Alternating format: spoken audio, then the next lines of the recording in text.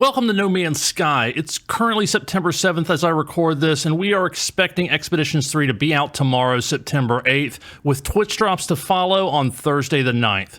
So what better time to do a review and guide to No Man's Sky Expeditions? I'll go over what to expect and see in Expeditions 3, as well as how to get into your very first expedition, and some thoughts of my own as to how they maybe could improve it. No Man's Sky Expeditions is a totally new game mode that was introduced with the 3.3 update on March 31st, 2021. It's described by Hello Games as a brand new way to play No Man's Sky. You will start fresh in a brand new game mode, master a unique set of challenges with revitalized mission mechanics, earn exclusive new rewards, visit bustling hub worlds, and much more. When it came out, we were all super hyped, and they flamed that hype with the Twitch drops in conjunction with the first expedition, so we were getting specialized items for both the expedition as well as the Twitch drops themselves. These items, by the way, were available to be accessed on any save through the Quicksilver vendor and the Space Anomaly. The first expedition, called Pioneers, was about exploration and included a graphical update to the Explorer class of ships that made them larger and more detailed, as well as space station overhaul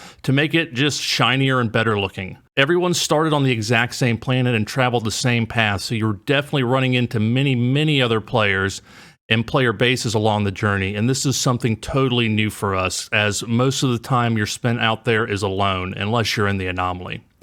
For those who don't like or have multiplayer, you can turn it off and still do the expedition in the same place, and many found this actually drastically increased the performance of their game. There were 6 different phases that each had different challenges to complete. You did not have to do the challenges in order, so many of us completed or worked on the challenges for the future phases so that when we got there, we were ahead of the curve. A few of these challenges required a lot of wait time. For example, there was a freighter quest that you had to do 30 freighter missions, and those just have a timer you got to wait for, so starting that as soon as possible was a big deal in helping us finish earlier. The first expedition offered many exclusive rewards not offered anywhere else, such as a streamlined jetpack, as well as the famous Golden Vector. Unfortunately, however, if you missed the expedition or did not complete it in time due to whatever reason, there's no legitimate way to get these rewards anymore. There are a few tricks you can try to get them, such as ship trading with another player, using a save editor if you have PC, or trying to reset your internal clock on console to when the expedition was active. I've personally tried a couple of these, but I can't guarantee they're going to work in the future. So you start a new expedition by selecting a new save slot and then choosing the game mode Expeditions on the far right of the screen. This is only active when there's actually an expedition going on. It has to be activated by Hello Games. And since these are limited times event and not always running, in fact, they're not usually running, you may be watching this at a time when there isn't a current expedition, and it could say expedition completed or something like that, even though you may have never actually done an expedition. This is normal, nothing to worry about. I wish it would say not active instead of completed, but it is what it is at this point. When you begin an expedition, you will not have to do the normal tutorial that takes you through base building and getting to the Anomaly before opening up all other aspects of the game.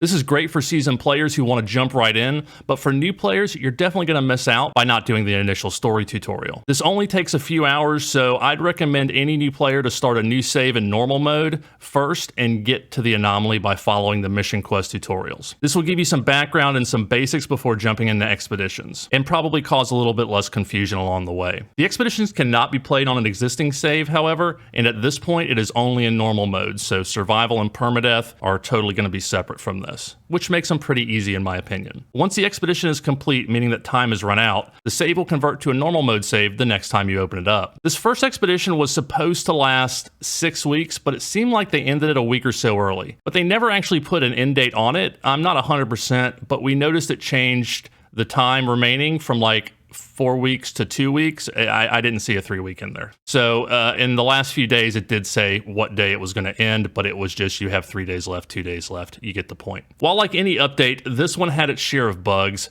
some of which were game-breaking for many people. They pushed out 6 patches relatively quickly as people reported them. Guys, please report the bugs to the Zendesk as soon as you see them. It really helps, and they jump on it as quick as possible. I'll try to remember to put a link to that in the description. Even with these bugs, I think most of us were extremely excited about it and enjoyed the expedition for the most part. There were a few tedious challenges, but everyone enjoys different aspects of the game, and this was designed for people to experience almost all of them. Many of us thought the expeditions would come out one after the next and be like a constantly updating season mode that would continue to keep players engaged. I thought we might be seeing each class of ship get its own update, like the Explorer did with the Expedition, revolving around that style, like combat for fighters, trade for haulers, scrapping ships for shuttles, you know. But it didn't happen this way, and we had to wait in the dark for the next expedition.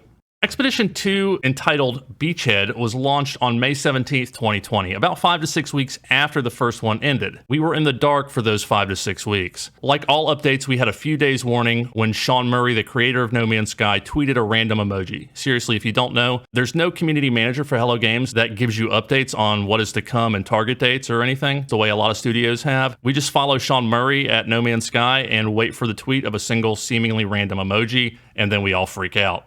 It's fun, but it's frustrating at the same time. Anyway, Beachhead felt rushed to me, and it likely was due to the end reward that was the SSV Normandy SR-1 from Mass Effect. As a freighter, you could own in the first ever crossover with another franchise No Man's Sky has done. This coincided with the release of the anniversary edition of Mass Effect, and I know it helped sell more copies to No Man's Sky fans. I say it felt rushed because it was smaller and seemingly more random in terms of missions, phases, and challenges. It also only lasted about 3 weeks, and the announcement of the Normandy, which was a surprise, was not made until the 21st, and they gave us 10 days to complete the expedition and receive the award. It was quite easy to complete, and many of us were waiting around for the final phase to release when it actually did come out. But the final reveal of the Normandy was amazing, and I'd say it was worth it. Unless you missed it, in which case you were frustrated. With the second expedition ending on May 31st, and the third expedition not expected to release until tomorrow, September 8th, we've had a lot of unexpected downtime and confusion in what No Man's Sky's expeditions would be going forward. Did they always intend it to be this way? Were there problems that caused them to have to push or change planned expeditions? Would players who missed them ever get a chance to do them again or claim those rewards? Probably not. What is the plan for expeditions exactly? This is where my chief criticism of No Man's Sky expeditions comes in: the lack of communication. I know Sean Murray and Hello Games were burned by the unwarranted hype and overpromises back in 2014-2016, leading up to the launch of No Man's Sky initially. But most believe they have more than redeemed themselves for that. In fact, just the other day, the all-time Steam reviews ticked over to mostly positive from mixed, when 70% of the total reviews since 2016 became positive. I understand the hesitation, but come on, guys. That was 5 to 7 years ago, and many, if not most, of the current players were not even around for that. I know I wasn't. I know those that were here since the birth of the idea are going to tell me I'm wrong and I don't understand, but to be honest, I don't care about the past. I care about the experience right now. And right now, you're a trusted company and a brand that can afford to communicate with us a little bit better. As a community, we are very understanding and would gladly grant you more time and extensions, as we trust that you know what is best, and we truly believe you love this game as much as we do and want to see the best for it. My belief is that this was not the way they intended expeditions to go. At least I hope it wasn't. And they had issues come up that were harder to fix than they expected. But we'll never know, and are left to think they are either really bad at this or super sneaky and like to play games with us. Neither of which are really appealing, in my opinion. As a whole, I love the concept and execution of the first expedition.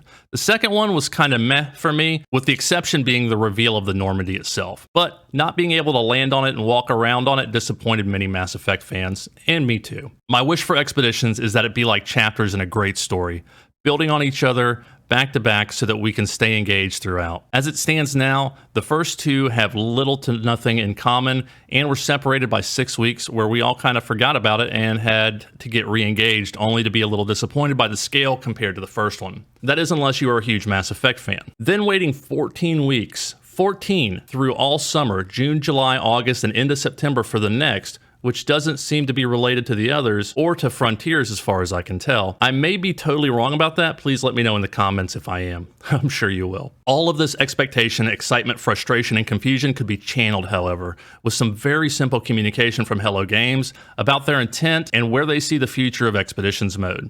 You don't even have to give us a hard date, guys. Just tell us what your plans are, and if you already did and I missed it, do it again, because it was not done effectively. All of this said, I'm truly looking forward to Expeditions 3 and its release to see what is in store for us. Will it finally unlock the mysterious thing in the space station and allow us to control them? Will it be totally unrelated and pared down for some reason like the second expedition? We'll find out tomorrow, and I can't wait. Guys, if you enjoyed this, please hit that like button. If you want to stay up to date on No Man's Sky or follow playthroughs or tutorials, check out my channel. This is SurvivalBob saying, if you're going to be a Bob, have fun with it.